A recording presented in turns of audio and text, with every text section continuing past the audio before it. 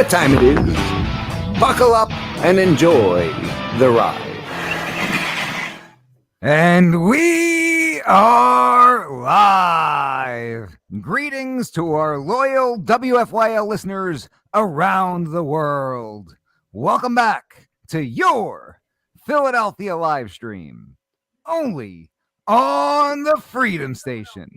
I want to thank each and every one of you for tuning in once again, because you still have the right to hear and the right to be heard. Ladies and gentlemen, my name is Mike G. As always, with me are Philly Chris, Russ, the producer, and Liberty Lee. And you're listening to Mike G in the morning with The Law Matters. And you can listen to our program every Friday at 7 a.m. Eastern, only on the Freedom Station, WFYL. So let's be heard. I want to remind our listeners that you can participate in the free and open exchange of thoughts and ideas throughout the entire week by visiting MikeGinTheMorning.com. What's it called, Philly Chris? MikeGinTheMorning.com. How about you, Russ? MikeGinTheMorning.com. Liberty? MikeGinTheMorning.com. Jose from Philly Firearms Academy. What is it called? MikeGinTheMorning.com. There we go. For those of us following in Espanol, tell your friends, tell your family, tell your barber, tell your Uncle Jerry, tell anybody to listen to check us out at MikeGinTheMorning.com. I also want to remind our listeners about the powerhouse lineup we've got here at the Freedom Station. Kick off your mornings with Scott Adams. Bring you the Scott Adams Show weekdays from 9 a.m. until 11. We've got Dan the Man Bongino. Bring you the Dan Bongino Show weekdays from noon until 3 p.m. He is the headliner. We've got Ben Shapiro. Bring you the Ben Shapiro Show weekdays from 3 to 5 p.m. And finally, we love having him at the Freedom Station family. We've got Michael Knowles. Bringing you the Michael Knowles Show weekdays from 5 to 6 p.m. So don't forget to tune in and show him some love. And with that, you know what time it is. Buckle up and enjoy the ride. Hit it, Russ. You know what time it is. Buckle up and enjoy the ride. So we have one of our regular, although very special guests joining us here today, Jose Morales from Philly Firearms Academy. I want to give a couple of shout outs to those of us tuning in. We've got DG checking in. Give her a hey now, Philly Chris. Hey now, DG. Hey now. How about Rita? Give her a hey now, Rita. Rita, hey now. I was going to say Philly Chris, but that is you. So hey now, Philly Chris. Hey now, Philly Chris. Hey now. You got some mic issues over there. Check that out. Oh, I do? We got Scott checking in. I'll give you the hey now while Philly Chris is getting that sorted out. Hey now, Scott. And we've got Dag Nabbit. Dag Nabbit. Hey now, Dag Nabbit. Len Larson checking in. The big Len. One of three. Hey now, Len. Len gives us a hey now. Says, hey now, everyone. So thank you, everybody, for tuning in. We're going to talk about today with Jose. Obviously, everybody's been in tune to what's going on in Philadelphia and even the greater Philadelphia area in terms of people becoming victims of violent crime and how you can protect yourself. And particularly around the holidays, we see these sorts of things happening on a regular basis. So it always brings me back to Home Alone, because that's the movie where you got Joe Pesci going around to people's houses pretending to be a police officer, and they're just giving him all the information that he needs in order to victimize them, burglarize the homes. I think it was the wet bandits in part one, and there was the sticky bandits in part two. That's true. They robbed Duncan's toy chest in part two. But it brings me back to the first one where he's in the McAllister's home and he's dressed up like a police officer and he's saying, you know, these sorts of things happen during the holidays, so we want to make sure everybody's taking the proper precautions. And he says, yeah, well, we're going to be out of town for a couple of weeks, but we've got automatic timers on all our lights and everything. And so he just gets the entire lay of the land so they can go ahead and burglarize them. So Jose, when it comes around this time of year, around the holidays, do you think it's important that we up our situational awareness? Absolutely. No, absolutely. Mike, thank you again for having me on, guys. Good to see everybody. And yeah, absolutely. We need to up our game, so to speak, especially since there's been about 2 years and plus where criminals haven't had the luxury of shopping, via our wallets because of Mm. COVID and such. So people are starting to go out now. There's a false sense of security, right? Not that are we ever really safe, but so people are going to go out there and really enjoy the shopping season, which is wonderful. But with that comes just some precautions that people need to keep forefront in their minds. We've got Stacks checking in over here. He tried to say hey now. We got a hey, and then individually we got a now. Hey So- now. Hey now, Stacks. Hey now, he did it Stacks. half and half. So hey now, Stacks. Hey So now. Jose, I know that there was a story fairly recently in Philadelphia within the last few days, and you and I had been talking about it off air. Could you tell everybody a little bit about what happened? Yeah, I was actually just going through my news feed and I got an alert for a local business, which is literally maybe 10 minutes, if that much, maybe 5 to 10 minutes from where I live, where a local spa owner was killed, was murdered behind her store on her way into her vehicle. Now, this was, just really struck a chord with me. It really resonated, especially given the holidays and such. And I was like, you know what, this is just kind of eye opening, especially since I drive by that place several times a week. And so that's what prompted me, Mike, to kind of, just reach out to you and say, you know what, with the holidays being what they are, would it make sense to kind of just offer to come on the show and just give some suggestions as to ways to kind of stay safe during the holidays, especially during the holidays? And this lady you said she was going to her car in the back of her business? Yeah, yeah. Well, to not to get too far in the weeds, because I'll Yeah. start rambling. But it's a little bit. No, that's This is okay. Ramble away. You've got the floor, sir. It was a unique situation because it was a murder suicide, right? As I've read more and more, it was a murder suicide where her I guess estranged husband was waiting for her and unfortunately was able to shoot her and dead, and then he shot himself. But what was really jarring was that it was not too far from my neighborhood in a nice area, and Right.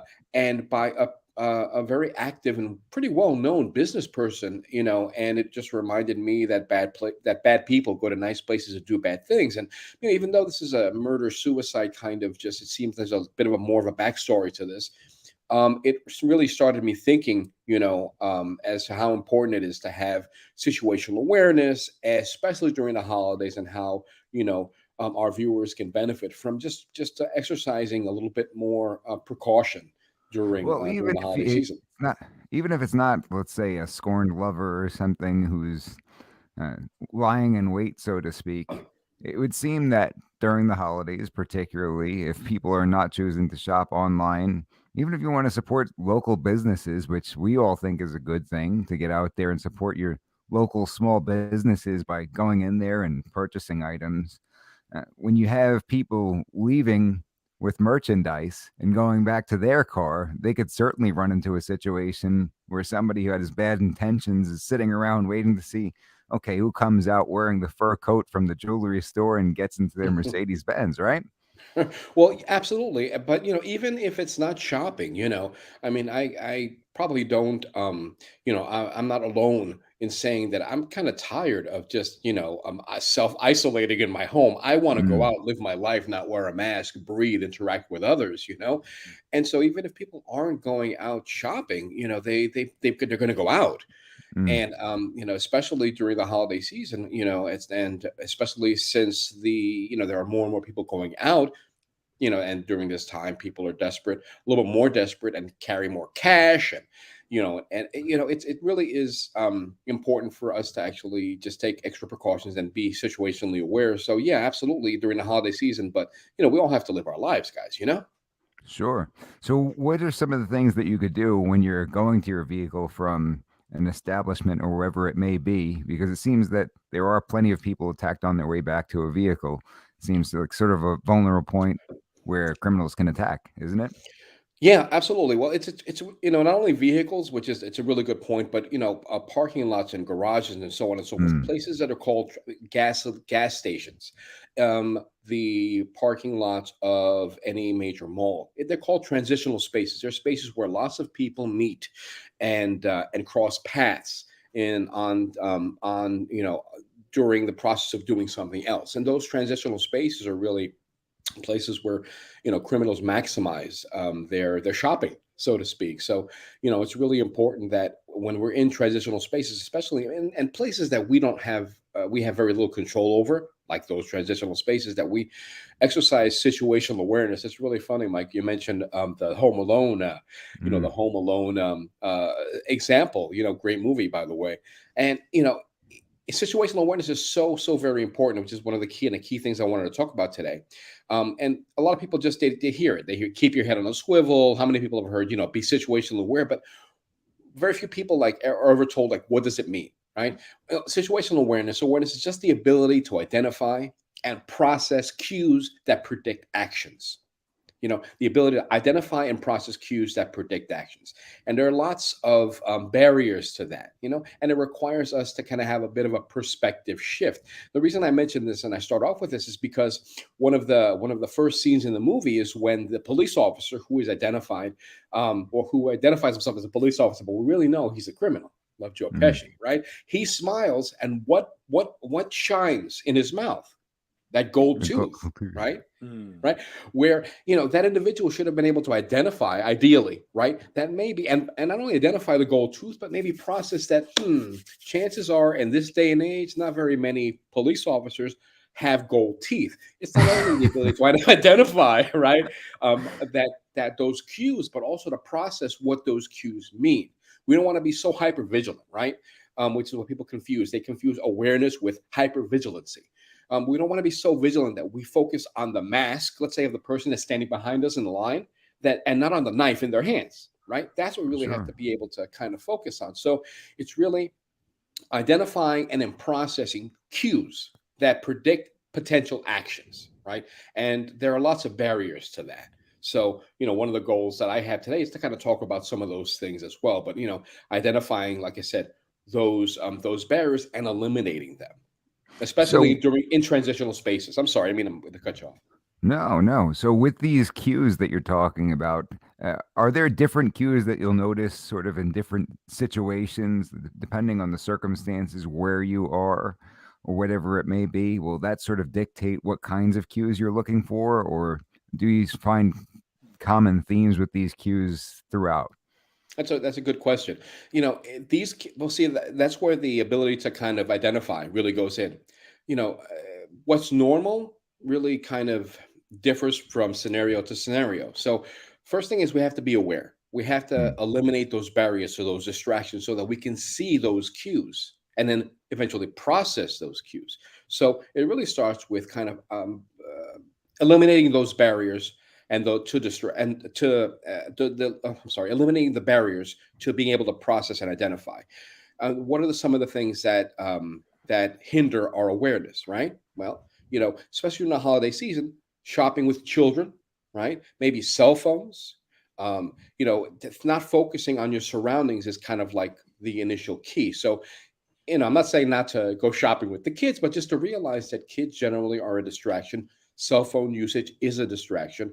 And a lot of us, law abiding citizens, we don't look at the world or ourselves through the eyes of a predator. And it really requires us to have a bit of a perspective shift, you know, to start looking at ourselves and the world through the eyes of a predator. When are we most vulnerable? Like, if you look like meat, you're going to be eaten. So, what are some of the places that you'd be more vulnerable than others? Well, it really the places are pretty much anywhere outside of your locus of control, right? Even Hmm. in your home. So, anywhere outside of my door, and even in my home, unless I have alarm systems and locks and so on and so forth, and awareness, and I actually set those locks. To assume that you're vulnerable anywhere where you're outside of your home, where you control, but especially in those transitional spaces where criminals may go to stake out their prey, so to speak, like the lion that's kind of like searching out the watering hole, So some of those places are transitional spaces. ATM machines are a great example of Mm. places that are transitional spaces, but also watering holes for criminals.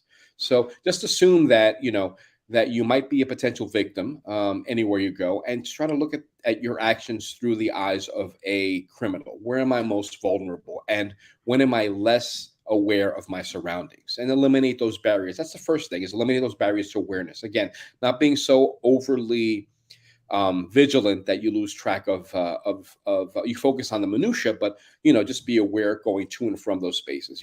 One example would be like if you're parked in, let's say, and you're shopping in a mall or a transitional space, be aware of large vehicles parked on either side of you. If there's Mm. two vehicles parked either side of you, it's a common tactic. When you get into your vehicle, what happens? Two big, two panel vans. The person is obscured from cameras and obscured from passers-by. So again, a lot of times we're unaware of things like that. But just be aware. Okay, who parks next to me, right? And as I'm approaching my car, let's say who's next to me, who's next to my vehicle, maybe underneath, around. Again, don't be so focused on the vehicle that you overlook the periphery of your vehicle. That's one example. You said locus of control. Is that those little bugs that we see flying around? it's areas in which you have kind of some reasonable control over, like in your home and so on and so forth, like inside your vehicle, but not only inside your vehicle. That's a good point. But inside your vehicle when your doors are locked, Mm. right? Not until your doors are locked do you actually have control inside your vehicle. So again, situational awareness. The ability to identify and process cues that predict actions, right? Let's look at our actions through the eyes of a predator, and eliminate those barriers to kind of actions, to distractions, and that might make us easy victims, so to speak. I was just messing with you. For those of I us just know. tuning in, I know, brothers. I know you long enough to know. Uh, And then the other part is to have defensive options and plans in place, right? It's great to be aware of, let's say, somebody coming at us with their hands in their pockets and looking at us directly. I mean, those are kind of pre-attack indicators, right? mm. Hands are always the threat. Eyes show intent. So if an individual has, let's say, has fixed us, right, like a cheetah, right, hunting, right, and they're coming directly at us, right? Well, what plans do you have in place, and what options do you have to protect yourself? A lot of people, harsh language. I'm fond to say, it's great. Harsh language is great, but you need an option other than harsh language to protect yourself, right? So then I say, okay, what options can people put in place in order to enhance and support the situational awareness, right? Mhm. Pepper spray is one. I know there are a lot of concealed carriers among us and in your audience as well. Again, it's a tool of last resort, but these are options other than just pleading for your life. Have options in place, and the third part is practice those options, right? Practice those in implementing those plans. Practice with your pepper spray. Know the distance of your pepper spray. Know the sprayer stream. How old is it, and so on and so forth. Again, with your same thing with your firearm. A lot of people that are firearms owners, we don't take the time to really practice issuing verbal commands. Right? Right. We need to learn how to practice. We need to practice issuing verbal commands. Drawing, but let me drawing to low ready. Maybe meaning you draw, but not to the threat, but down, and issue a verbal command. Back away now. Right? Stop. Sorry. So You're there you scaring go. him, Jose. Don't mess with me, man. Don't mess Scaring with me, man. No. Did I trigger you? I'm sorry if I triggered any of the audience, but these are things that are important because we're gonna, like Mike, you know this. We're gonna bark. We're gonna say something. We need to practice what to say prior to needing to say it. So practicing those plans prior to needing it. From a tactical standpoint, Jose, would you mind talking about having one in the chamber versus not having one in the chamber, and maybe Sure. also like good holsters for this time of year, like with wearing heavier clothing and stuff like that? Yeah, absolutely, absolutely. Can we circle back around to that? Because I wanted to actually sure. go over Yeah. some stuff for sure, some topic specific things. These Okay, are yeah. great. We'll circle back. Yeah, absolutely. Please. Yeah, Please. write it down. Write it down. so in terms of shopping, we're going to go shopping, right? Be aware of the large vehicles parked on either side of you. Always a kind of a good thing. Another thing is to keep in mind is don't overload yourself with so many packages or paying attention to children that you break what? Situational awareness, That's true. right? Especially if you're a concealed carrier. Something as simple as what hand do I use to carry my bags? I have to use the opposite hand that I would use to access my firearm if I need to. Make sense? Well, it does make sense, but a lot of people they don't think about that until it's a little bit too late. So again, don't overload your hands with packages or with children, wrangling them and so on and so forth. If you're going to be shopping, camouflage high-end bags. Okay. If you go to the Apple store, don't walk out with. I love the Apple store, right? I shop there, but hey, you know what? Don't walk around with an Apple bag or with a jewelry store bag because that's just broadcasting to everybody. So what do, Jose? Well, you go on ahead and you get one of those baby skin sealed disposable shopping bags, right? The baby Honda. seal skin, the baby seal skin shopping bags. You got the baby seal skin ones, right? You learned about a couple episodes ago, and you put your darn jewelry or that Apple bag inside of something larger that is nondescript. Even a garbage bag, who cares? A garbage bag. Right. You see somebody walking down the street with a garbage bag or a contracted bag, you don't care. Same thing as if you're gonna. Pardon? McDonald's bag. Well, they may be hungry. I wouldn't do that. Give me your I have a Big buddy Mac. who's a law enforcement officer says that he stores things in a baby diaper, a completely clean diaper. But he said you'll never catch somebody trying to steal a diaper. Right. That's a good point. Put a little chocolate on the edge. That's a good point. Listen, why not? But camouflage high-end bags, especially when you're shopping, and then don't leave them kind of like in the vehicle in plain sight. Again, one of the things that's really happening is people are following. I forget the term. I heard the term a while ago, but it didn't stick with me. Criminals will go to a mall, and they'll just sit there. And they'll wait to see who's walking down the street unaware, right, with a Louis Vuitton bag, right? And they go to their car, and then they follow them to their home. Or if they go into their car, they put their bags, because I was guilty of this as well. You put those bags in your back seat, in your trunk, right? And even if you put them in your trunk and they're camouflaged, so to speak, they're out of sight. Well, those criminals know it's in your car. Right. So they'll go in, they'll break into your car while you're inside doing some more shopping. So, don't leave things uncovered, but don't go ahead and leave things in your vehicle either. And also be aware of who's maybe following you while you leave the mall, because that's a really kind of a big scam nowadays, too, which I didn't realize, is to follow people home after they leave the mall. I guess one thing you could do is go to the mall like an hour away, and they'll just get tired after 30 minutes. Absolutely. Right. But but that's a good point. But Just also drive to on top of Russ's that, house. it's just practice some situational awareness, right? While you're driving, take a look and see who's behind you, and not only look to see who's behind you, but also process the make, maybe the model, the color of the vehicle, how many people are in there. Right. And it's called what you got to call them in legal part, in like police part, a clue. Right. If these individuals are there 4 miles later and you make a bunch of different turns and they're still behind you, that's a clue that they may or may not be up to to good. So, just be aware of your surroundings as well. Even when you're driving, make a bunch of different turns, make 4 right turns and get back. If they're still following you, that's a clue that maybe there might be an issue, right? Yeah. What do? Go home? No, maybe just have your co-pilot in your vehicle, find out where the closest police station might be, and drive there. Home on all of my GPSs is the State Police Barracks and Media. So there you go.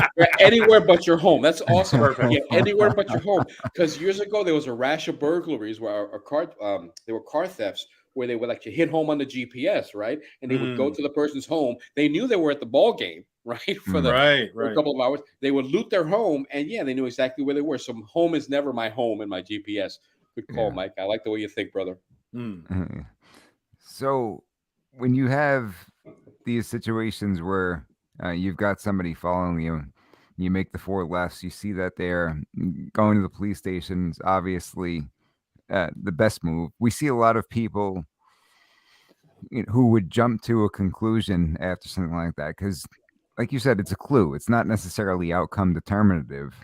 And lately we see a lot of cases not necessarily my cases, but we observe these situations as attorneys where people are using the threat of deadly force, at least, maybe not deadly force itself, but at least the threat of deadly force, situations where firearms are drawn and they are not necessarily justified. And we see this happening a lot in the Lehigh Valley on the roads. See You that? know, the more congested certain areas get, more high strung people get. You see Right. sorts of things like this taking place. And so I think people really need to understand legally where they are and use de-escalation techniques that they kind of maybe not jump to conclusions. What do you think, Jose? Well, I mean, listen, you can note, you can note circumstances. You don't necessarily have to jump to a conclusion, but I Right. mean, it doesn't take a rocket scientist to kind of just note all of the particulars and then come up with a conclusion, whether it's a snap judgment or not. That's a different story, you Right. know.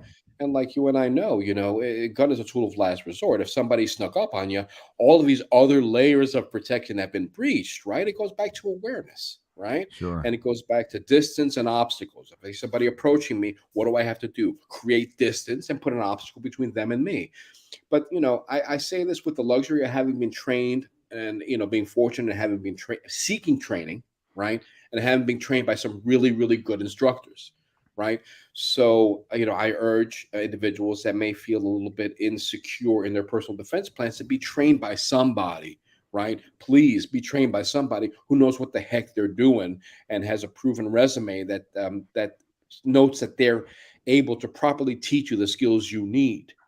I can't teach you lots of things, but there are certain things I could definitely teach as a firearms instructor. So again, you have to absolutely be trained is really, really important. But again, it always goes back to situational awareness, being aware of your surroundings, having a plan in place that isn't necessarily a knee-jerk reaction of drop, get down now. Uh, What?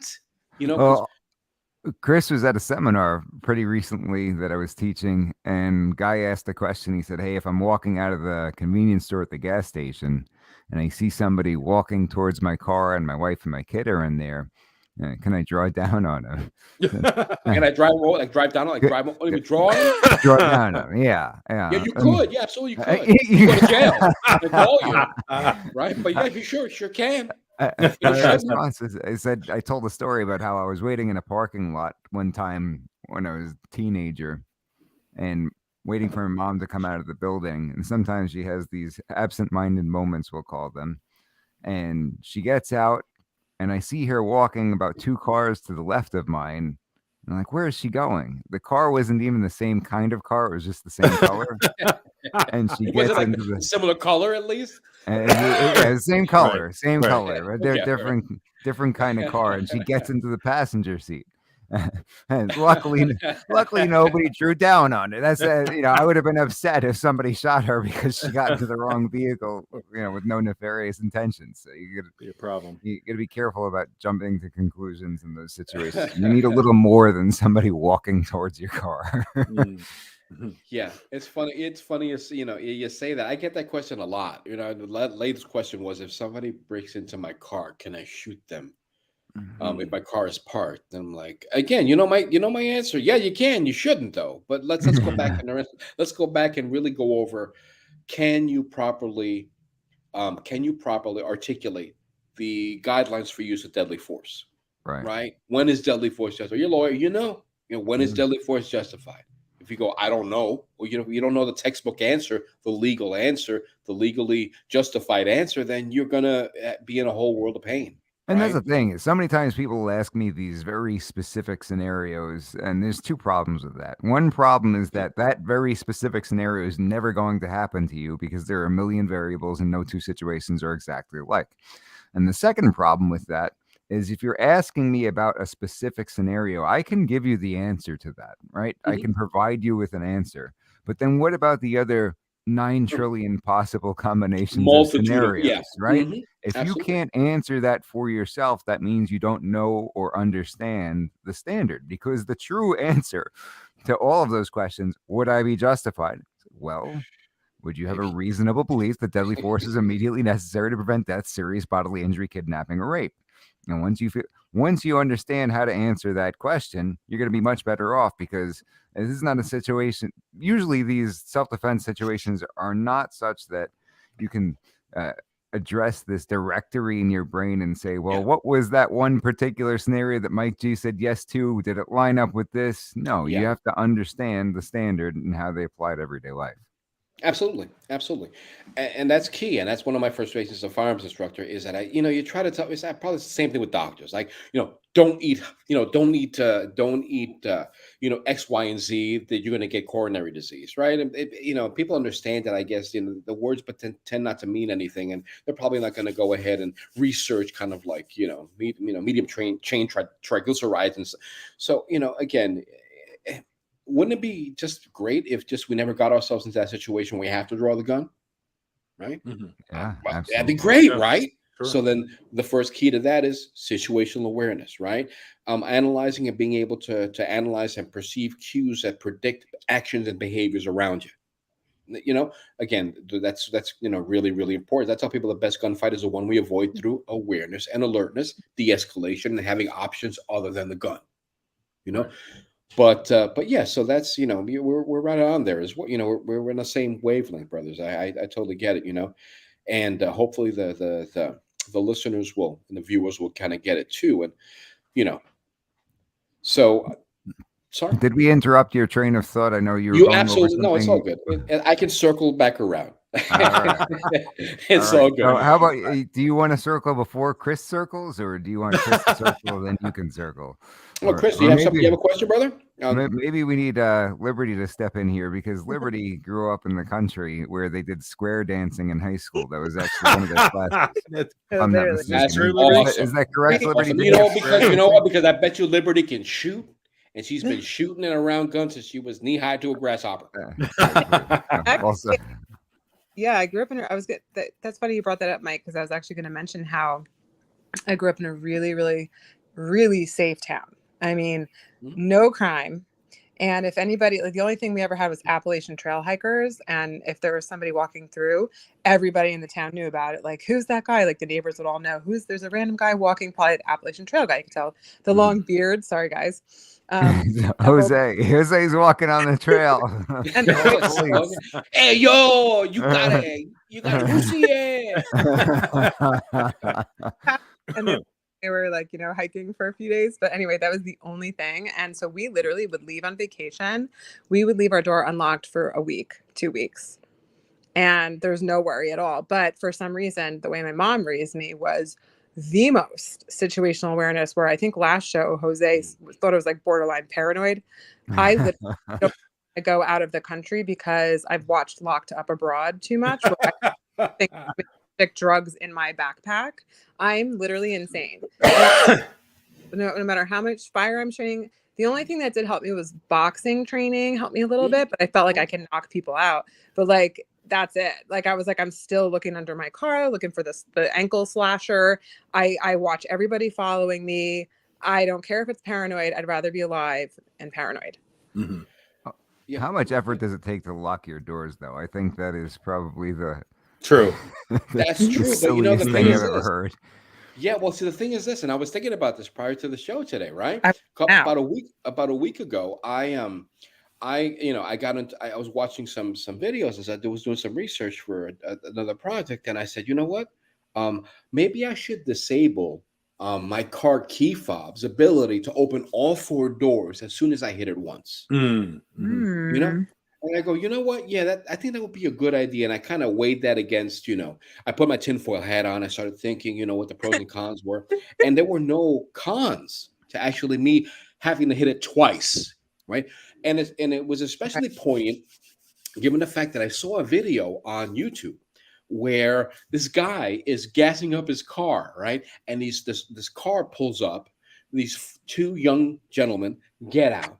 One goes behind him. The other crawls down and sneaks over and opens the passenger side door of his car. The one that passed the gentleman gassing the car on his left turned around and distracted him. So the guy that was gassing up his car had to turn around and lose focus away from his vehicle. And the kid that got into his car drove off with his car. And I'm like, You know what? It's not Yeah. rocket science, Yeah. right? Yeah. If my neighbor, if I see that, I'm gonna actually make myself a slightly harder target by learning from that mistake. So Right. I went ahead, right? And Yeah. that resonated with me. And I went ahead and I just went to my vehicle control panel, went to my settings and said, disable all door open on first key press. Right. Done. Now Mm. I'm a little frustrated to have to hit it twice, but give me another week, I'll be okay. Mhm. But I'm thinking, you know what? Yeah, I don't want to open it once. If you're shopping, you go to your car, you're situationally unaware. Da, da, da, da, da. I got to wrap these presents. Oh my God, Brett, what am I going to have for dinner? What am I going to make for dinner? And you get to your car, you unlock your car, you've just opened your whole vehicle. Mhm. Now, Liberty, in your defense, women think about this stuff. We guys are Yeah. clueless until we get pissed off. But women are trained, hopefully by their parents, by their moms. Hey, do Yeah. this, and this. So you probably knew this, but we guys are clueless until we're in the ER calling Mike. Hey, listen, I need a good lawyer, right? So Mhm. hey, just disable that ability to have all four doors open. So what? It takes you an extra key press. What? It may be a second. Not a big deal. Yeah. But it doesn't make you more potentially a victim in your own vehicle, because we spend a whole lot of time in our vehicles. So set your key fob to open only your driver's door first, Mm. and That's a lock good. your and I'm sorry, and then lock your doors when you're gassing up. Or Oh, better yet, shut your car off and lock your doors when you're gassing up. Mhm. What were you saying, Liberty? I'm sorry, I didn't interrupt. especially the opposite end too, because they can just like, I don't know. You're always taught as a woman that they can, no matter if you're just unaware and you're just bending into your car, put groceries in, that they can just shut Yeah. So you always have to think about it. But I think Rita and DG are on the same page as me. Like, we are, as women, we have to think about it. And I will say, I would never leave my door unlocked now at all. My parents For said it you. was time, but the Idaho murders, not to bring up the latest news, but the Idaho murder case, this is so interesting, and they can't find who did it, but I guess one of the things was that one of the doors was open and these 4 people were just like slain by a knife. Mm. God bless them. Crazy. Yeah. They can't find the murderer yet. They don't know if it was like a random or whatever, but Yeah. you just never know. It could, and this is I think it was a safe area, and college town. I don't know. We don't Yeah. want to be lulled into a false sense of security or liberty. We don't. Bad people go to nice places, Yeah. do bad things. Mike, you're a fisherman, right? Chris, you're a fisherman, right? Russ, I don't know if you're a fisherman, right? Liberty, That would be I don't know funny if you're to a drag Russ fisherwoman, on a boat. a fisher person. I don't know, but You gotta do that. you're not gonna go ahead and fish where where it's not stocked. Right. So what makes you think that people are going to go to a place where there's little likelihood that they're going to have some economic benefits from actually assaulting people? Right, Robbie, right. it just comes common sense, right? But it's not that common. So yeah, with vehicle specific precautions, again, be aware. And another really interesting scam that's going on, I found out about it recently, is be aware of like money or notes, like a handwritten notes in between your wiper. Right. And, they're putting money like, a couple of $10 bills, couple of dollar bills, or maybe a note on your wiper blade. Right. So as you're approaching your car, you're outside, you're leaning over to grab the money. Right. And guess what happens? Right. Now you've put yourself in a position of disadvantage. Right. Why people just don't get in the car, drive away with the $20. It's beyond me. But, criminals are assuming that you don't know the scam and that you're so situationally unaware that you're like, oh, wait a second, there's a free lunch. There you go. Someone left me a love letter, right? Whilst I was in the mall, telling me Saw what a you good going driver shopping. I am. Again, it's just one of these things where it's funny to laugh in retrospect, but I urge your viewers to think, to be aware of how other people are taken advantage of, unfortunately, and then learn from their mistakes. But yeah, that's a pretty ingenious kind of scam where they leave notes or money on the wiper blades, or maybe even flatten your tires. Another kind of scam that resonated with me. I don't know about how you guys, but who has a tire pressure monitor in their vehicle? If my vehicle's tire pressure goes down like 1 psi, I get a nag, right, in my vehicle. So if you're driving somewhere, drive to the mall, and you come out and you have a flat tire, right, chances are it didn't happen whilst you were on your way to the mall.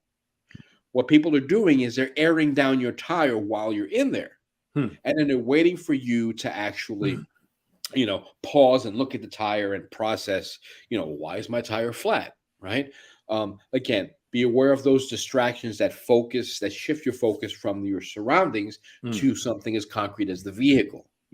Get in your car, lock the door, call 911. If somebody comes up to you, because another part of the scam is somebody will miraculously appear and say, "Hey, I noticed you had a flat tire. I'll change it for you." Right? Or you're like, "Oh yeah, sure, why not?" So now you open the trunk to get the jack out. Guess what happens? Nothing You get good. jacked in the back of the head. You get jacked in the back, push into your trunk. They hit home on your GPS. You have your car keys, right? We laugh, but these are real scenarios, right? That could possibly happen. So again, not to make light of people's tragedies, but there's nothing wrong, like Liberty said. Who the heck cares if I'm paranoid? I'd rather be hyper vigilant and aware and alert than a victim any day. Yeah, So That's nothing wrong with that. Vigilant. Yeah, me and Philly Chris had this conversation the other day because Philly Chris likes to take risks, and I told him He likes to live on the wild side, Calculated risks. Yeah, calculated. Yeah, right. Your calculator's broken, bro. Keep But it yeah. exciting. I just said, Philly Chris, if you want to know the worst thing that can happen to you in any scenario, just call me and I'll let you know beforehand. Right. That's What about going back into the mall and calling AAA if you see that your tires? Yeah, exactly. Or say to the person that says, "Hey, no, I'm good. I just called AAA," right? Yeah.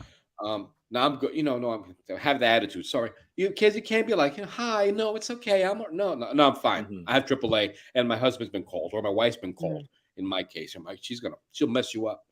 Don't worry about it, But yeah, just be aware of these kind of scams, and especially in those kind of transitional spaces, I want to circle back to something because you're talking about the ATM, and I had to watch this thing with an instructor years ago where he was talking about if you're at an ATM and you start to see some of these cues like you were talking about and something doesn't feel right, then he said click cancel the transaction and then start start slapping the machine and cursing, saying overdrawn again, I thought I had money in here. And then they think that there's nothing they can get out of you. That's pretty good. What do you think? I don't know. I don't know about that because that's kind of remedial. That's a saying, but they've already snuck up on me. They have the drop on me. So I was at the ATM today. Right? It's true. I was at the ATM today. And what did I do? I made sure there was nobody in front of me through this drive-through ATM.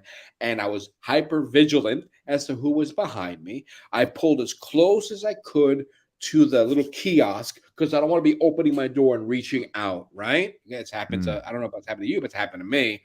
I pulled nice and close, pull my mirror in if I need to, get nice and close, keep my car in drive. I don't put it in park. I put it in drive, my foot on the brake. My window, my driver's side, passenger side window is up, right? I'm aware of who's around me. And if somebody backs up in front of me or pulls behind me, there's a plan in place already. Already have a plan in place prior to that. I'm making my transaction while looking around because I know my PIN number. You want to know my PIN number? It's 12. No, I won't tell you. Right? Throw it out there. But keep it in, these little things, keep it in drive, be aware. It's not rocket science. Great. Think about it. If I was a criminal, how would I most be, if I were looking through the eyes of a criminal, how would I be most vulnerable? Not rocket science. But most of us are not programmed because our listeners and most people are good, sane, sober, moral, prudent people. We're good guys. We don't know how to think like bad guys, right? Or girls, right? People, bad people. So we have to start thinking about that way. But yeah, if you're in a vehicle, in an ATM, transitional space, watering hole, don't want to look like meat, what are your plans? So again, that's just another kind of thing to keep in mind, especially when you're getting money, because that's a common place where criminals stake people out. They may even follow you to the mall. They know you've just withdrawn cash, right? So again, let's start thinking, how can we use situational awareness to kind of help us and not hinder us? Yeah, there's a little mirror on the ATM, right? Because I remember watching a guy behind me once, like from a mirror. Yeah, a lot of them have that. Yeah. Yeah, that's the purpose of it, or I thought I just found a reflection. Just so you can watch yourself get robbed. The purpose of the mirror in the ATM is so that you're able to aim with your firearm behind you properly and engage. I'm just joking, but hey, No, You gotta all practice kidding that, aside, though. listen, I don't rely on that little 2-inch mirror. You know, I'm constantly with my head on the swivel. I'm standing at an angle. I'm looking at people, but I'm not only looking at people, but I'm noting people. Mhm. Asian woman, blue jeans, red sneakers, white shirt, Mhm. right? Just don't look, but actually see what the Yeah. heck is happening. So, again, Oh, just think about it from when am I most vulnerable? In an ATM machine, transitional space, have to put your ATM, your code in, and so on and so forth. But yeah, so in terms of like vehicle specific ones, I think we covered all up. Lock those doors when you're gassing up, and don't leave valuables in cars, Jose's like Beetlejuice. His head spins all the way around. You know what? But I got it. But you have to be smooth. You practice it so it's smooth. You If you just look make like them run this, at that point, you know? He's look if like you're you're tweaking looking, out, right? if Right. you look, you're like you're a tweaker, like Kensington, right? No, no, no, As no. an alien. Just But run. just be aware. Just look around, right? Just kind of really kind of take the time to actually Yeah. look and engage. I Gotta remember be aware. I was doing a personal home defense workshop years and years ago, and this young lady, it was an upper income family. They got their whole family together, and they hired me to come on in and talk about. They had lots of gang activity in their community. So, and I remember this young lady vividly. She said to me, "You know what? When I walk down the street, I put my hands in my pockets. I look down. I don't look at anybody because I don't want to be confrontational." Like, well, that's the exact opposite of what you should do, and these are the reasons why. You're limiting your situational awareness. You're not looking at around and acknowledging who may be a threat. And if someone wants to attack you, a criminal wants an easy target. Who's easier? A 90-pound person who's like looking around and aware, or an unaware person that's distracted or looking down?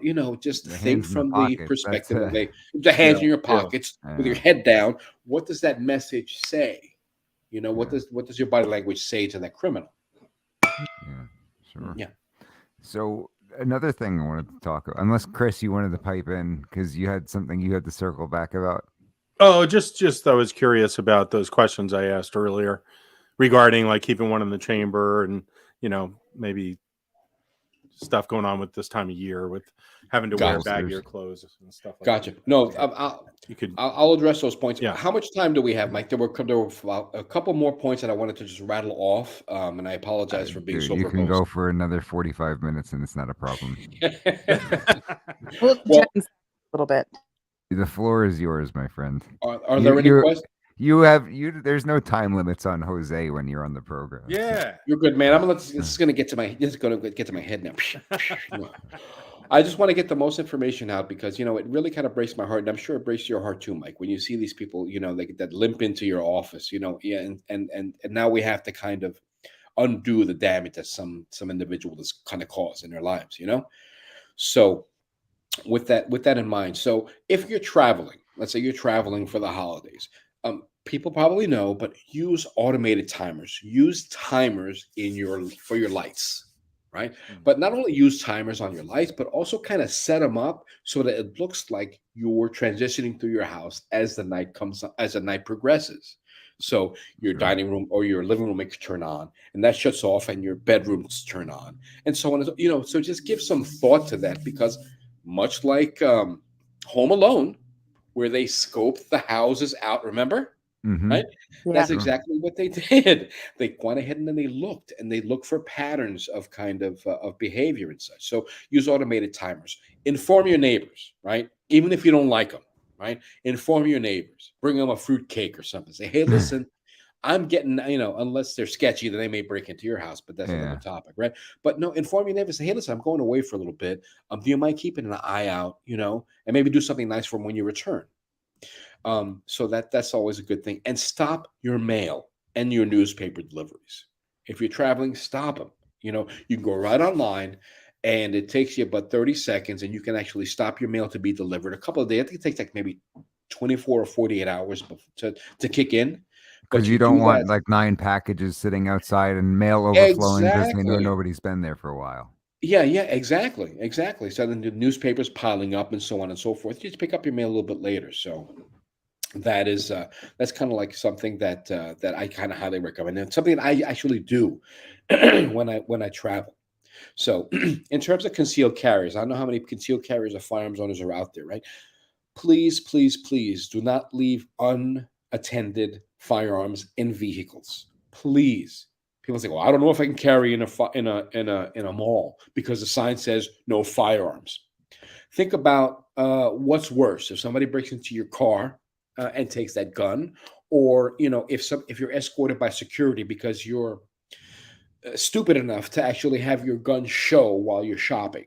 Yeah. Now, I will say this: if it's a place where it's off limits, like a post office, that's got to be better planning for you, right? Oh, If that's it's- totally if it's different. an Yeah, no. illegal place. Oh, please, But no. that- Well, you then you've legally can gotta- carry. Yes. Thank right, you for legal, mentioning right, that. Yeah, absolutely. I'm not saying to break the law at all. Yeah. But again, it's one of the things is use some common sense, In some states, actually, I know that we're based here out of Philadelphia area, and in Pennsylvania, those signs don't have the force of law, and it comes down to a trespass issue. But there are some states where those signs do have the force of law. North Carolina, for example, if you walk past the no gun sign on the private business, it's a misdemeanor. So that's another incentive to know the laws of your state. Absolutely, absolutely. And and absolutely no the concept of the doctrine of competing harms, right? Maybe you can Mm. talk a little bit about that as well. But again, no, understand that is the law that I'm breaking kind of like something that isn't maybe Mike talk a little bit about the doctrine of competing harms. So it's not really a legal doctrine of competing harms, so to speak, but um, when you have it can come into play in a number of different ways. You've got something called a necessity defense, that which is necessary is legal, for example, and you see that type of principle come into play a lot with justified use of force, more so than deadly force. Mm. Here in Pennsylvania, when you have the justified use of deadly force, it's laid out by statute. Reasonable belief, deadly force is immediately necessary to prevent death, serious bodily injury, kidnapping, or rape. Whereas when it's force and not deadly force is justified if you have a reasonable belief that force is immediately necessary to prevent unlawful force being used against you. So what ends up happening is these always become jury trials, and it's the jury weighing whose conduct was worse, so to speak. And same thing with the necessity defense. There have been cases where you have a person not to possess. So let's say they're a convicted felon and they're unable to legally possess firearms under federal law. There have been cases where somebody had to temporarily possess a firearm. Let's say you're with somebody, they get shot, the gun's on the floor, and they had to use a firearm in order to protect their own life, right? Actively defending life or limb at that point. That which is necessary is legal. The court actually found in one of these cases that the felon could possess the firearm just so long as was necessary in order to defend themselves in that situation. Now, the ratio is probably 100-1. Felons who are caught, or not just felons, but a person who's prohibited possessing a firearm in a situation where they don't have to defend themselves versus the situation where somebody had to temporarily possess a firearm in order to defend themselves, and that necessity defense is appropriate. It's very, very, very rare. You can't have access to it in the first place, so it's got to be a situation where it was otherwise inaccessible became accessible for that specific period of time. There have even been situations where the person not possessed is fighting hand to hand with somebody who's trying to shoot them. They recover the firearm, they shoot the person, or whatever it may be, and that possession is legal. So I don't know if that answers your question, but well, no, it doesn't because it's legalese and I'm not a lawyer. But no, that's I get it. No, I get it. Thank you for mentioning that. It's it always that term always sticks out with me because I took a Mossad class, a Mossad Ayub class, and he mentioned it, and I personally have to research it more. But this is the way I look at it, and I'm not a legal scholar by any means, but I look at it where if I'm in a situation where, and it's not legal advice at all, but if I'm in a situation where, let's say, for example, I'm in the parking lot of a parking lot, and there's a sign that says in the mall, "I'm not allowed to carry firearms," and I go ahead and I make a decision. I say, you know what? These are my choices. Leave the firearm in the vehicle where it can potentially be stolen, or bring the firearm rather on my person into a place where it's not legally, against the law to kind of carry it, but Mhm. I'm going to go on ahead and make the choice that is best, overall. And my argument would be, listen, you know what? I would rather carry the gun. I'm a legally licensed concealed carrier. I would rather have possession of my firearm. I would rather have it under my control than potentially leave it in a vehicle in an area that it might be broken into. Mhm. And I would call you, Mike. Like, Mike, defend me, brother. Yeah. All right? Well, But- if it's not illegal in the first place, then it's really not a consideration, is it? Right? No, that's absolutely true. But then we get into Because that if kind we of gray. cross into the territory where it is a place that it's illegal, then I don't care what your competing harms are. Don't do it. You got to turn your No. ass around home and Absolutely. No, you're absolutely right. Let's turn around. But I'm speaking specifically in places where, like in places where apartment buildings. It's not by the illegal. It's owners of frowned upon. property, Like where it's frowned upon, not necessarily illegal too. all right, gotcha. Like in malls. We see a mall, no Right. firearms beyond this point. Yeah. Much different than, let's say, a post office where it says a federal offense, right? All right. That but that's a different story.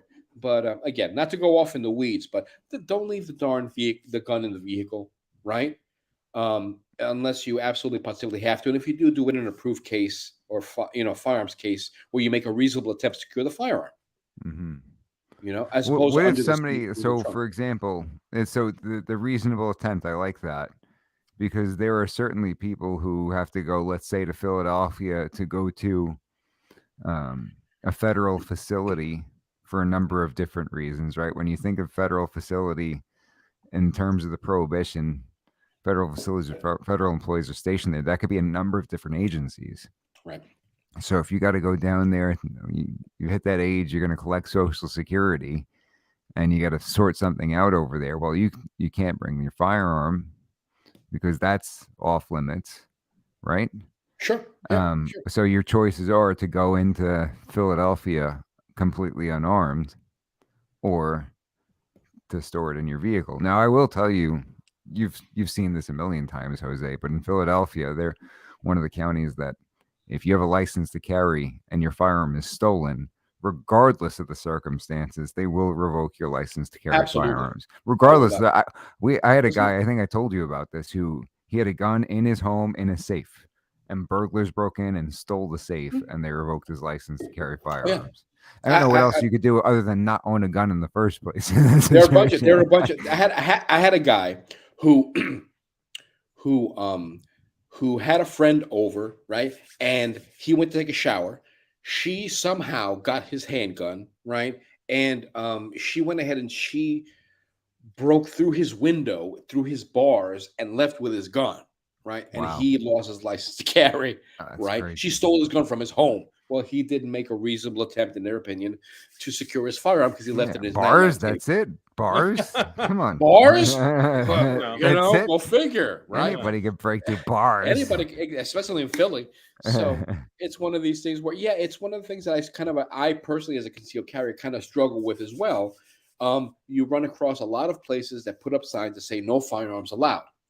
Well, it's a private residence, or it's a shopping mall, or it's a place that is questionable whether or not they have kind of like the legal right to actually bar you from carrying a firearm. And you think, okay, wait a second, should I then not leave my gun in my vehicle where it might be stolen, especially in a high crime area? It's a slippery slope, but what are some ways that you can reasonably attempt to secure a firearm if your only choice is to leave it in the vehicle? That's a good question, counselor. I tell people, buy a safe designed to secure a firearm, right? Mm-hmm. Secure that safe with a cable lock onto your vehicle, right? Take a photograph of that gun safe in your vehicle on your smartphone that is geotagged with the location and the time and the possibly even your license plate, so that someone can say, wait a second, this is your vehicle. Well, no, this is my vehicle. A forensic photographer, analyzer person can basically go ahead and say, yes, the data on the file says it was in my geolocation. It was it has a picture of my license plate. I mean, what more can I do, right? Yes, I made a reasonable attempt to secure my firearm. This is all the information, and my lawyer has a copy of this on a thumb drive. That's the best I could do. If I'm gonna leave my firearms in a vehicle in my in Do my you have any vehicle. preferences in terms of safes? I know Hornady makes one that's pretty popular. As long as it's something that's made by a reputable manufacturer. I was going to say not in the USA, but for a couple, there's a company called Gun Safes USA. It'll come to me in a minute, but they're out of, I believe, Idaho. They're an American-made company, and I say American-made because it's 16-gauge steel. It's a simplex lock, but any of these major manufacturer gun safes, I think is a better bet than like a $15 or $20 lockbox. But that's better than underneath your seat, Right. if you're gonna secure your gun. But just make a reasonable attempt to secure your firearm in a locked or fastened case. And the more secure you can make it, the better. A gun safe is great. A gun safe cabled or attached to via a tether or cable to a ring on your vehicle is even better. A small can you say midget nowadays? A small person, right, walking around with an AR-15 circling your vehicle is even better. I mean, have you made a reasonable attempt to secure your firearm? Right. Interesting. Did you have follow-up? Oh, the carry in the chamber and the holsters. Did you get anything I about was that? just Yeah. Wanted to get. Chris is like, for the Okay. 9th time. Yeah, I'm ready. That's Two final it. I'm things, and leaving. Two final I'm things, Chris. done. Two final points, real quick, and then I'll No, defer you're to good. your kind of questions. Post the holidays, be aware of what your trash may tell burglars. You've all heard this before, right? But again, if you have widescreen 4K TV boxes, cut them up, put them in another box. Just be aware of what your trash may telegraph to burglars that you have in your home. And another thing that I mentioned that I heard the other day was actually made a lot of sense. And it was counterintuitive to how I thought before was don't necessarily ignore people knocking on your door. If you're home for the holidays, somebody knocks on your door, right? Don't necessarily not answer the door or actually give face. Again, a little common sense applies, but because criminals sometimes will knock on your door to see if someone's home. If nobody's home, nobody answers, there's no camera, they'll kick in your door. If you decide I'm not going to answer the door, well, you may set yourself up for now you're in a situation where you have to react to it. So you might actually, if you're able to, when someone knocks on your door, you may actually, open up the door, maybe have your cell phone say, no, I'm good or whatever, or, just show face or something, because a lot of times those are probing, attempts to see if somebody's in your home to be able to then again, do a burglary. So I thought it was kind of interesting because my personal tendency would have been to, I'm not even going to answer the door. But, it made sense when I was told, well, if it's a probing attempt, you may want to at least show face because criminals want soft targets. They don't want confrontation.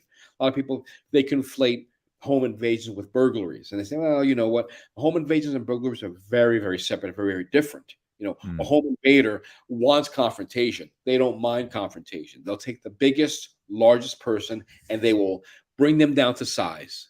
And then everyone else will fall into place, generally speaking. A burglar generally doesn't want confrontation. They want to be there and do shopping when you're not home. They want the least amount of resistance and are generally not violent unless they're confronted, or cornered rather. So just something to consider. So, be aware of what your trash may tell burglars. Cut up that box and don't ignore. Potentially not ignore people that are knocking on your door. I leave it to your listeners. To the listeners to actually make their own decisions. But I thought that was worth kind of considering. I answer with a handful of salt in one hand. I keep a bowl of salt by the door. And keep a handful of salt, and that way, if they start any trouble, you just throw salt right in their eyes. I'll bring my. There you go. That's my grandmother used to keep like a bottle. I said, Grandma, what was this years ago? Grandma, what's in this bottle? Oh, it's bleach and pepper and cayenne pepper. And I'm like, what the hell are you gonna do? You're like 90 years old, Grandma. But it made her happy. It was smart. It gave her some sense of security. Go for it. I answer with a bowl of mustard. Cayenne pepper. But everybody always talked about that commercial on I think is the Ring doorbell commercial where the lady says something along the lines of, I'm I'm bathing my upstairs kids. kids. I'm upstairs bathing the kids when somebody strangers at the door, and Liberty was like, I'd be like, I'm upstairs cleaning my AR-15. I would actually answer the door with my AR-15 in hand as I'm with my, with my rags and stuff. I'm busy. I'm cleaning my AR-15. Sorry, But I don't know. Phil says perfect situation for Cobra in a can. That's true. This is true. Yeah. There you go. It But sure is. it's funny because have options. I tell people, we've mentioned this before, right? Have options other than the gun, right? I love the Saber. The Saber has a 16-ounce, a 30-foot stream spray of like personal defense spray. I love that. And I'm planning on buying one and keeping it on my first floor by my door, clipped in, in a place that's readily accessible, so that, again, I don't want to pull out my gun if I don't have to. Sure. What about bear spray? Sure, why not? But test it out on a human first to see if it works. I'm just kidding.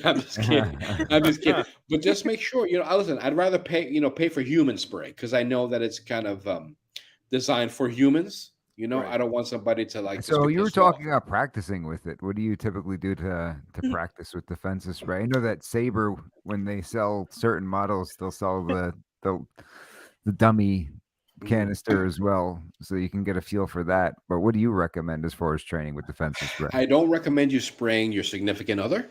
Right? I don't recommend you practicing with that. But like some of this, everything up to the process of spraying is actually fair game to practice. So how quickly can you access that spray, right? Even in complete darkness. How quickly can you remove the safety? How quickly can you issue verbal commands? How quickly can you potentially everything up until the trigger pull, right? Is fair game. Why not? Have you ever used the Saber dummy can? I'm calling it a dummy can, but it's not. It's inert, I guess, where it shoots out it's the a gel. saline. It's saline. Okay. Gotcha. Yeah. Does that sort of give you a feel for how it would shoot the regular one? Yeah. Gotcha. Yeah. But most importantly, it trains you to for the process up until the implementation of the spray. Because under stress, we screw up. Is the safety off? Am I creating a proper distance from the target? Do I have my hand out? Am I streaming? Am I spraying across the eyes? These little things that as a defensive spray instructor, it's not just having a spray, it's knowing, everything from what kind of spray it is and whether or not it's still, it hasn't expired yet, to whether or not the little nozzle is clogged up with belly button lint and Twinkie cream and Dorito fillings or whatever the heck you have in your pocket, So, but yeah, there's nothing wrong with that. Billy Kristen volunteered to get sprayed, so maybe we can all practice. Who volunteered? Who volunteered to get sprayed? Let's try the bear spray. Mike, Billy, Chris. I think I volunteered that on Locked, Loaded, and Legal, Jose, didn't I? Yeah. Well, you know what? Maybe we should do like a bear spray. So once someone gets bear sprayed, someone gets maybe wasp sprayed, and someone gets. Everything those can cause permanent damage. Sprayed with that concoction my grandmother made of bleach. No, I'm kidding. No, love you, Grandma. They have a new rust spray out too. I saw. I really do want to practice with spray because that to me is my first line of defense, especially when I'm walking, because I never want to kill a dog. And I always used to think when I was with my dog, if a bigger dog came and attacked, I would not want to kill it. So I want to have pepper spray for that purpose. But I want to practice. So don't kill it, just hurt it badly. This is what I'm going to say about that, right? I would never kill a dog. I would never. I love dogs. I will start with my disclaimer of I love Jose's dogs. Jose's dog wears a raincoat. I heard. Exactly. A little kind of slick yellow slicker, but that's beside the point. I would never want to hurt a dog either. But think about it this way: if a dog is so out of control that it bites a human being, what's going to happen after it bites a human being? It's going to be put down. Yeah, that's why my main concern is to use whatever is the most reliable, most effective means of having this 100+ pound animal come at me and maul me to the point where I need major surgery. So while pepper spray is a great option, Or you know, bears. it might not always be the only option. I'm just thinking about, you know, Yeah. thinking about it just pragmatically. But Yeah. again, I don't want animal lovers to say Jose wants to shoot dogs. That's No, not what no, I'm saying. It's just the most effective kind of tool. I don't. Well, I I love will dogs. tell you this: you don't want to when get. little Ellie was alive, if a dog attacked her, if a dog were to attack her, I would have zero hesitation. As much as I love dogs, A because dog. No, obviously, if I had treated little Ellie as my child for all those years, Right. you know, probably much more like a human being than I was supposed to, I would have zero hesitation to take out a Yeah. dog if they're attacking her. That's what made me think of it. When you have a dog and you don't want to kill a dog, I was thinking. I mean, if it could put down a bear spray, use bear spray. Right, but what happens from the point where it kicks in? You pull the trigger till it actually kicks in, and they unlock their jaws from your forearm. Yeah. You know, Right. that's Well, just. I mean, be situationally aware. See it coming. there you go. I love you. See, I love you, Liberty. See, you get it. If I see Philly Chris coming out, I'm gonna know. There you go. Distance and obstacles have options. I love the way you think. No, that's Yeah. pretty awesome. Now, I do- Worth noting to be careful where you're going over the holidays, because I know a lot of people in Pennsylvania have family in Jersey or in New York, and you got to make sure that you don't bring anything that's illegal over there. Even New Yeah. Jersey defensive spray, it's more than 3/4 of an ounce is a problem. So yeah. And I apologize for if I went off on the weeds. I know the listeners are probably kind of tired of hearing me ramble on, but if they have kind of questions, that they're you guys still wanna- here. They're Yeah, still no, here. everybody's We had still one here. guy. I- We had one. You know, nobody is left. So we had one guy one week who wrote in the comments afterwards. He was like, "I listened to all 3.5 hours and it was terrible. It was It miserable was the damn entire long. time. It was pretty long, but it was It a was good so- 3.5 hours. It was right? so terrible that I just that I couldn't couldn't turn it stop off. It was listening so for bad. 3.5 hours." Well, on Twitter, Twitter. Oh. I saw a couple of comments, and they can always listen, guys, people listening and listeners. If you have questions, I'm always happy. You know, you can email Mike, you can email Chris. You know, just email. I'd be happy to answer questions. It isn't a problem. I'm always here to help. You know, Mike and Chris are my brothers. Liberty is my sister. I love you guys. So anything you guys need and anything the listeners need, absolutely. So without a problem. Now, Chris, I see you. You've been chopping at the bit for a minute. I was going to say he answers everybody's questions everyone except for mine. He's like, okay, with Yeah, that he's like- lovely, He's that like, lovely "What beard. about around in the chamber?" Well, what about the round of the time? So ask your darn question. Well, Ask your a question, fan of the Chris. show recently Your was microphone talking to is me. terrible, Chris. Is it? What's going on? Is Yeah. this sounding better? Oh. No, it's a It's lot getting a little worse. As a crackly, matter but I'm of okay. fact. Something's You going sound on like tonight. you. It's It sounds super like you. crackly. You sound like you're sucking on a bag of bees. Damn it! It's a cobra in a I can. have a question after Philly Chris too. I just want to put it out there. Sure, Okay. Liberty. All right, go ahead, Chris. I'm in a very Remote location. in a location where it's difficult to get service. So Area Okay. X, Area X. Go ahead. Go ahead. Ask your buzzy Area question, sir. 51. yeah, it's just like that, but totally different, Russ. All right, Ash. Ask your buzzy question. Well, it was just I had a listener, a fan of the show, who I believe is listening right now, who wanted, they're still nervous about carrying with a round in the chamber, which is understandable for somebody who's newer to carrying, but I just wanted to get your professional opinion and thoughts on that, Mr. Wise. Okay. So, and again, I'm not the end all be all. I can only speak from my personal experience as being on both sides of the instructor table, as a student, as an instructor, right? Any instructor that says to you, or any gun owner that says to you, guy, or whomever is asking this question, you got to carry with a round in the chamber because you're a wimp. If you don't, run away from them. They have no idea what the hell they're talking about. Leave and find somebody else who has common sense, okay? Mm-hmm. Anyone with common sense is afraid to carry with a round in the chamber. Anyone, me included. I was afraid 20 plus years ago to carry with a round in the chamber. Okay. It wasn't until I had and I was fortunate enough to have good instructors. Okay. That said to me one day, you know what? If you're afraid of carrying around in the chamber, is it a problem with the gun or with you? And I go, and I thought about that. I go, that's a problem with me. So I went ahead down the path of self-discovery and competency to train to the point where I wasn't afraid of the tool.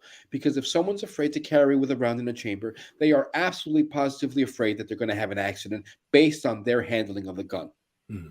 So if that's said, and that's the case, then you know what? If you were afraid to have an accident, via the way you drive a car, learn how to drive a damn car. It's not rocket science. So get trained with a competent instructor to the point where you feel comfortable carrying a gun with a loaded round in the chamber. Because I'll tell you what, guys, there are plenty of criminals that carry the round in the chamber while they're ready to attack you that have no issues and have no accidents.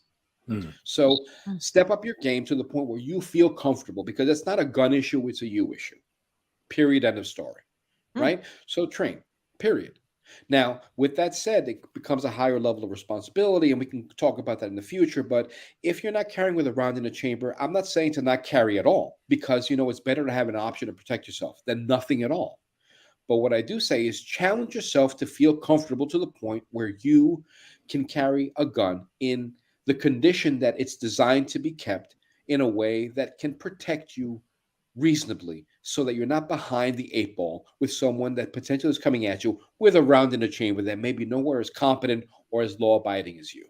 That's my 30-second answer. And I get really passionate because I've been there. I've been afraid. Man, this sucks. But then I said to myself, you know what? This sucks not because of the gun, but because I need to step up my damn game. Well, step up your game, or don't carry a gun. Right. Good. Thank you. That's my 30 seconds. That's my what kind of holster? What kind of holsters do you carry in the winter? What kind of holsters? I carry a holster that I can carry comfortably, the firearm that I carry based on my body style. So is this a question, or it's your question, or is it? It was Chris's second question, I believe. Did I get it wrong, Chris? Or No. That was pretty much it. Basically, had some questions from other fans of the show about different types of holsters and ways to, carry differently when you're wearing more clothing, and accessibility and things of that nature. What, do I drive my car differently when I'm wearing a thicker coat than when I don't? You put the seat back a little more, right? Well, no, I don't, unless I gain weight. No, I'm just right. Yeah, no, it's going to be easier to conceal depending on what you're dressing, though. Winter's usually a little easier. I challenge that. I challenge that based on the fact that okay, so we back up. So most people don't really take time to actually get trained and find out what are the qualities and characteristics of a holster. Why do you have a holster? What's the goal of a holster? To hold your gun? No. Your holster, it holds your gun, but it allows you to have quick access to your gun. Pulls the gun close to your body so that it's easily concealed despite the size of the gun, okay? And covers the trigger guard in order to be able to properly access the gun.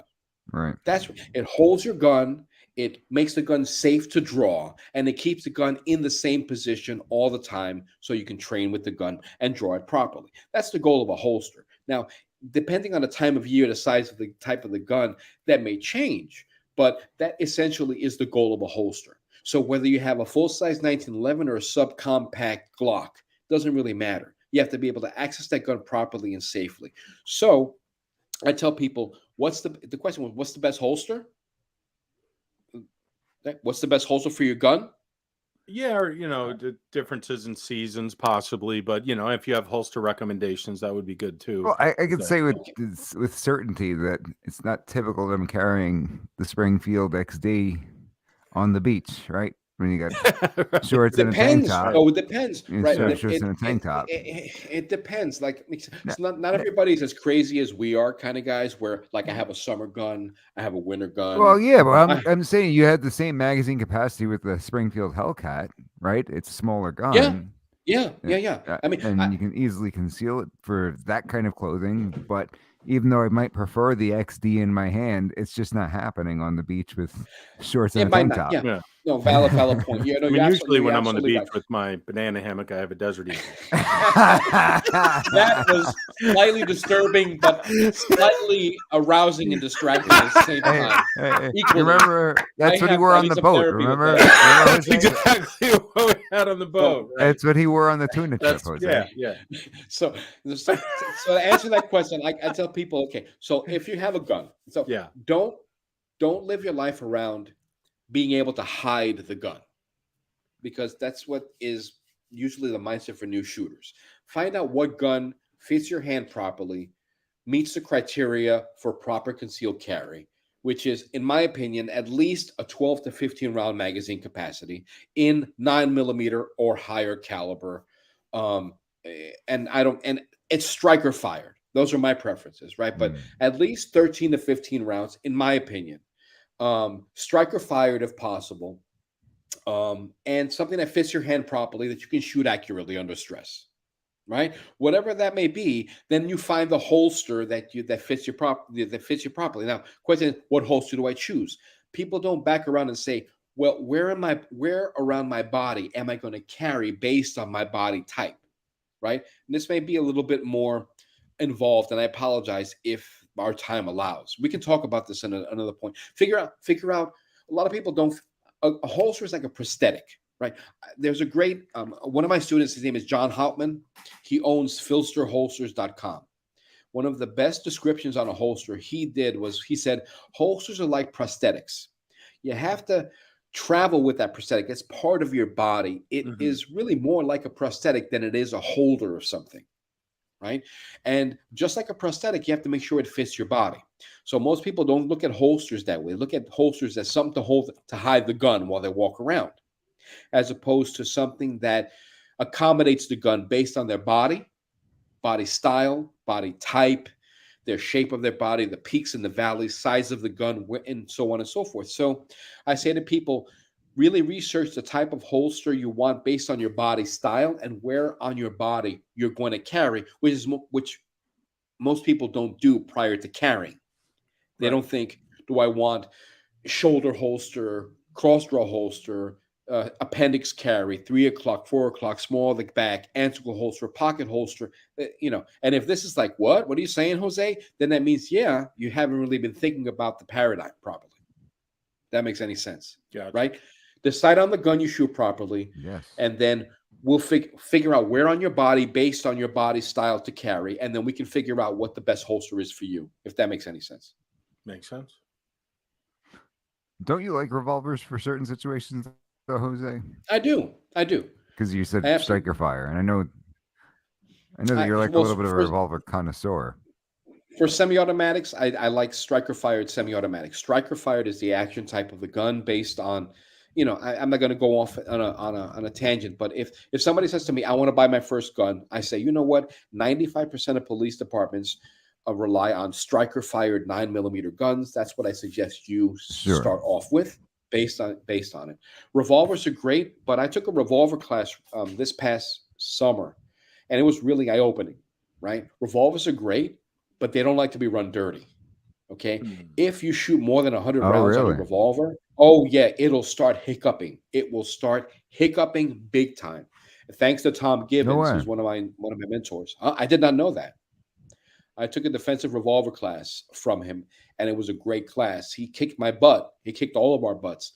But one of the main takeaways was revolvers are great for certain scenarios, but they do not like to be run dirty. If your revolver if you go to the range and shoot your revolver, come home, clean the heck out of it, put it away, oil it, put it away. But do not go to the range, shoot a bunch of rounds, and then put your gun in your gun safe with a false, because I even, to the point where I needed a toothbrush, right, and a screwdriver, a flathead screwdriver. He goes, everybody comes to the class, needs a toothbrush and a flathead screwdriver. I'm like, what the heck are we going to do? We're going to be like, doing some car work and then brushing our teeth. He's like, no, you're going to need it for your revolver. I'm like, really? Sure enough, after about 50 rounds on revolvers that I've had for long, quality revolvers, Smith & Wessons, who are pristinely clean and well lubed, it started hiccuping after about 75 rounds. Wow. Meaning it wouldn't reliably discharge, the cylinder wouldn't rotate properly, and so on. Yeah. Were you using a stub nose? I use actually a 4-inch duty size revolver. Because I was going to say 75 rounds through a stub nose. You're going to have some hand issues. Yeah. I took 2 revolvers. Ones I carried mostly. Those are the ones I took. But yeah, it was. I think we shot around 500 rounds that day through different revolvers. And by 200 rounds, they were misfiring and they weren't rotating properly, and so. But Chris, I'm sorry. I went off to. No, I think that was it. That was good. You answered his question. Yeah, that was good. Thank you. Liberty, you have anything else before we? Yeah. Before we shut down for the evening.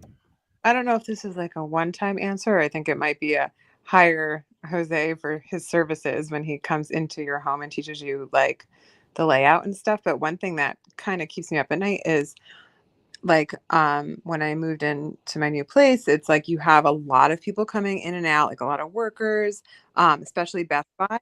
Best Buy hires an outside company and they hire people that they don't do background checks for. They rely on their contracting company to do background checks. And when they're in your house, it just came to me, as I said, I was very paranoid.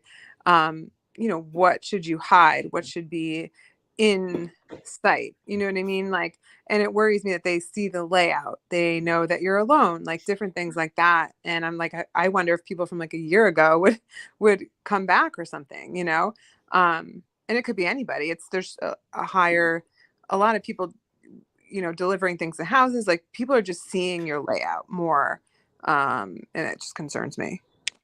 So what's your main concern? Is that like people that come from the outside in It's may have a clear idea of what your defenses might be? like if Or is I it that do, people weren't vetted properly from outside vendors? yeah, outside vendors. Well, you got to presume that they weren't vetted properly, right? So That's if you get- exactly it. Damn, Mike, it's like you're psychic.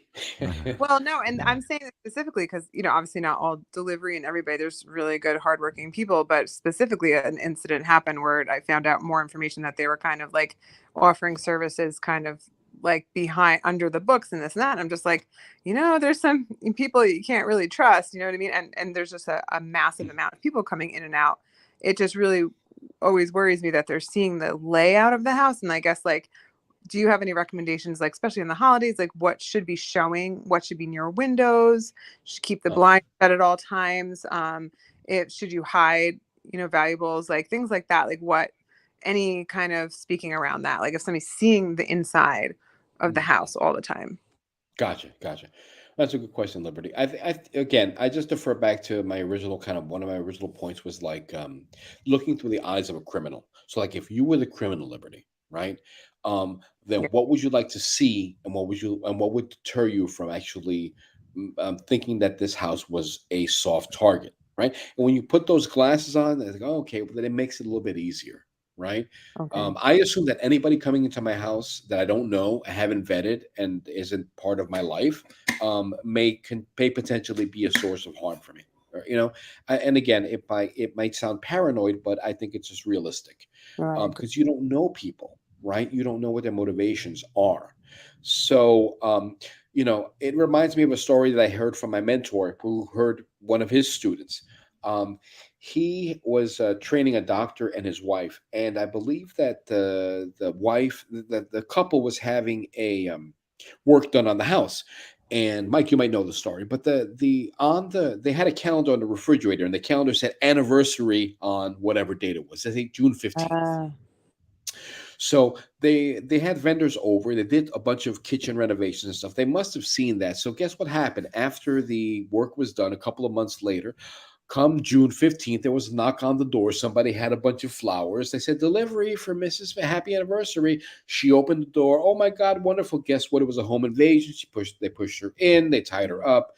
And so fortunately, they were both okay, knock on wood.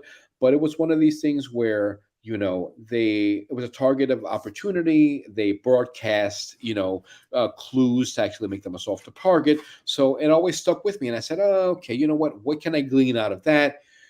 Just think like a criminal, right? And so I thought it was kind of really pretty poignant story. Thank God everybody was okay. But, Yeah. so the question is what to do, just make your house as unappealing as possible, aside from putting up like machine gun turrets, which are awesome. They're on order, right? Which is I was great. gonna say, what if you put on the calendar like Navy SEAL cousin coming to stay the night? Exactly.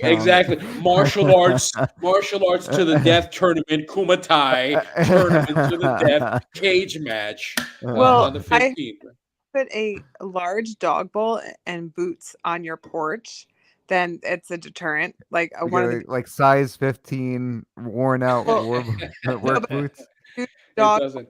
like a huge one. Like you have this like huge dog in the house, a Rottweiler, a Great Dane, I don't know. Great Danes are probably more docile, but like, you know what I mean?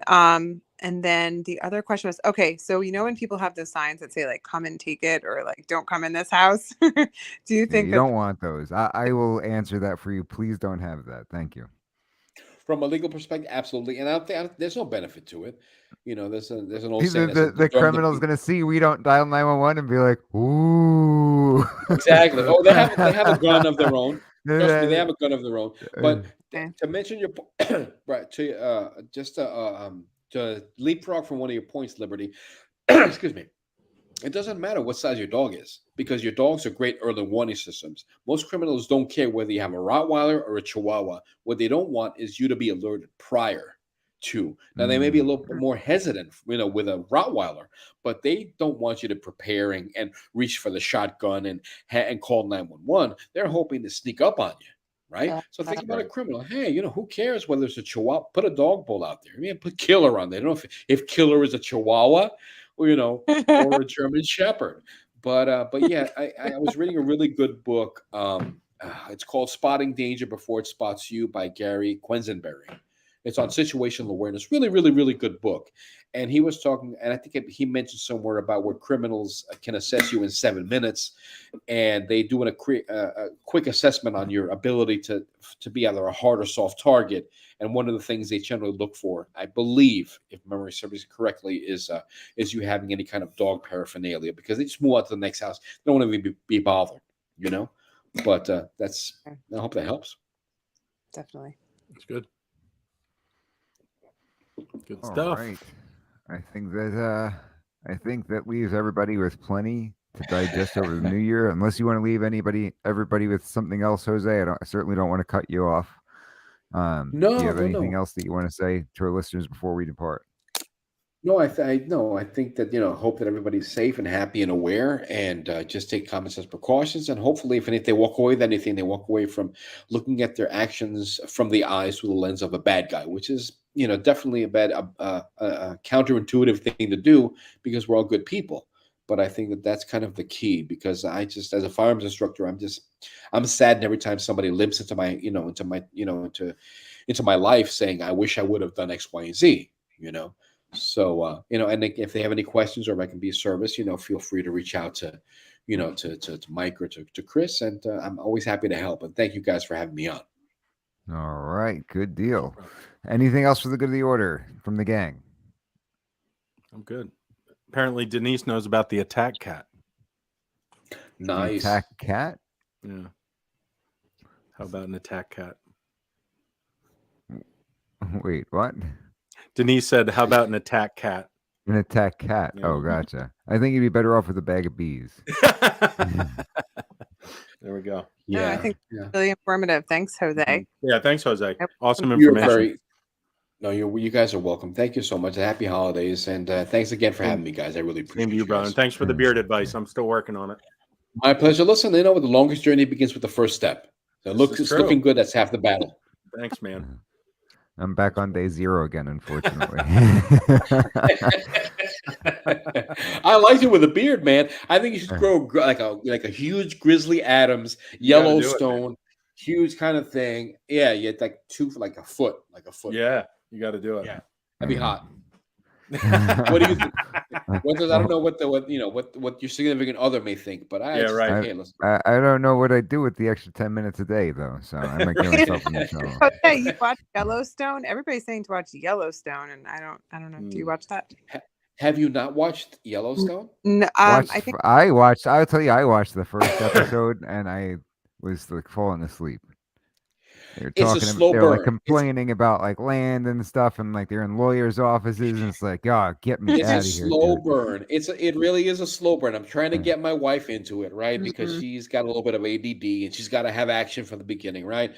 But but I absolutely love that show, so much so that I've binge watched all 5 seasons. And I finished 1883, which is the prequel to it, and I can't wait for like 1932. Which great story, good actors. Definitely Nice. worth. Give it the 3-season challenge. Like the 3-episode challenge. Watch Oh, at least I 3 was gonna episodes. say 3 seasons. Three Jose. That's a seasons. lot. That's a No, real no. slow burn. 3 episodes. 3 episodes. It it's starts a to get drama. real It's not good a- around 42 episodes in. If we could just hang in there for 41 episodes. You would know. You'd know after like the 3rd season, but I'm sorry, 3rd episode. Episode. The 3rd episode. But no, I like it, but yeah, it's definitely worth watching. All right, maybe I'll give It's it not a another paid shot endorsement either. then. Sweet. That's all the time we've got for today. Stick around for We the People, the Constitution Matters. Pastor Dave Whitney, Professor Phil Duffy. I'll be joining as your legal analyst. We miss you, Ellie. Daddy loves you.